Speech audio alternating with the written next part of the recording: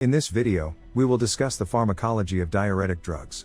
We will cover their mechanisms of action, clinical applications, potential side effects, and more. Understanding these concepts is vital for healthcare professionals in prescribing and monitoring the use of diuretics in patients. Potassium-sparing diuretics work in the collecting ducts to decrease sodium reabsorption while conserving potassium. Osmotic diuretics exert their effects by increasing osmotic pressure in the renal tubules, inhibiting water reabsorption.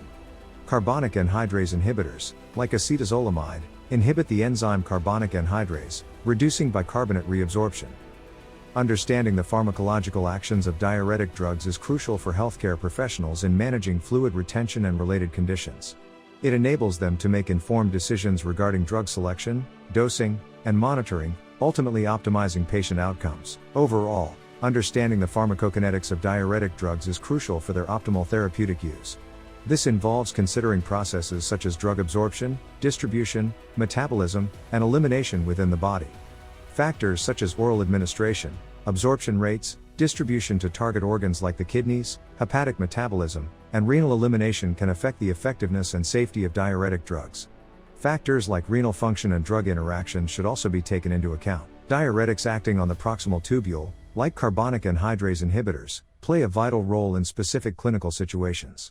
Acetazolamide, a commonly used inhibitor, is indicated for glaucoma, mountain sickness, and metabolic alkalosis due to its effects on reducing intraocular pressure and facilitating the excretion of alkaline compounds. Loop diuretics, like furosemide, prevent the reabsorption of sodium, chloride, and potassium ions in the loop of HENLE, leading to increased excretion of electrolytes. Furosemide is commonly used to treat conditions such as acute pulmonary edema, heart failure, and resistant hypertension, but it can cause potassium loss and requires careful monitoring. Diuretics acting on the distal tubules include thiazide and thiazide-like diuretics. These drugs selectively inhibit the sodium chloride cotransporter, impairing sodium reabsorption and promoting diuresis. Thiazide, such as hydrochlorothiazide, are commonly prescribed for the treatment of hypertension, edema, and nephrolithiasis. They are effective in lowering blood pressure by reducing plasma volume and peripheral vascular resistance. Thiazide also enhance calcium reabsorption, making them useful in managing conditions like nephrogenic diabetes insipidus and osteoporosis. Mineralocorticoid receptor antagonists, such as spironolactone, act on the distal tubules and collecting ducts of the kidneys. These agents competitively block the actions of aldosterone, a hormone that promotes sodium and water retention while increasing potassium excretion. Spironolactone, a commonly used mineralocorticoid receptor antagonist, is beneficial in conditions like heart failure, hypertension, and primary hyperaldosteronism. By inhibiting aldosterone, spironolactone reduces fluid retention, cardiac remodeling, and fibrosis associated with heart failure. However, its use requires careful monitoring of potassium levels, as hyperkalemia can occur. In some cases, combination diuretic therapy may be necessary to achieve optimal diuretic effect. Combining diuretics with different mechanisms of action can enhance their efficacy and minimize adverse effects. This approach is particularly useful when treating resistant edema and hypertension. A common combination therapy includes a loop diuretic with a thiazide diuretic. This combination takes advantage of the synergistic effects of both classes to increase diuresis and maintain electrolyte balance. Careful monitoring of fluid status, blood pressure, and electrolytes is imperative when utilizing combination diuretic therapy. Diuretic resistance occurs when patients do not respond well to diuretic therapy.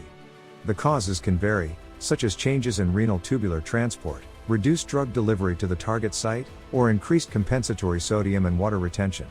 It's crucial for healthcare providers to recognize and address these causes to optimize treatment and prevent complications. Options to combat diuretic resistance include combining diuretics with different modes of action, adjusting dosage or administration route, or addressing concurrent conditions that may contribute to resistance. Diuretic drugs find extensive use in various clinical conditions, including heart failure, hypertension, kidney diseases, and cirrhosis. Each condition requires a tailored approach to diuretic therapy based on individual patient characteristics, disease severity, and comorbidities. In heart failure, diuretics help reduce fluid accumulation and relieve symptoms of congestion. However, their use should be balanced with considerations for maintaining cardiac output and preventing hypoperfusion. In hypertension management, diuretics are often included as a first-line therapy due to their efficacy and ability to reduce cardiovascular events.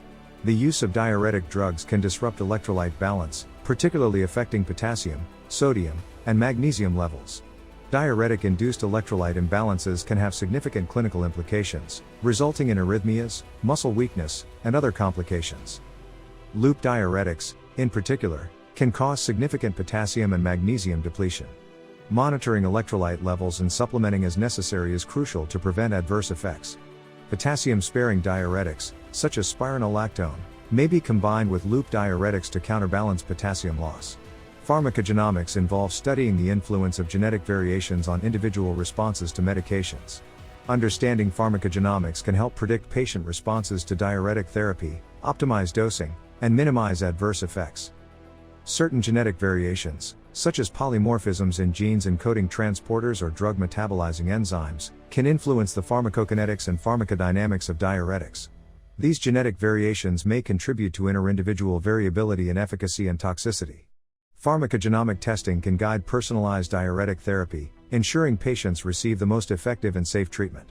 Research in the field of diuretics continues to explore novel targets and therapeutic approaches.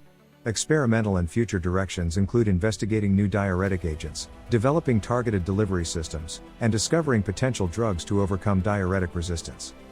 Ongoing studies focus on identifying and targeting specific transporters and ion channels within the renal tubules to enhance diuretic efficacy while minimizing adverse effects.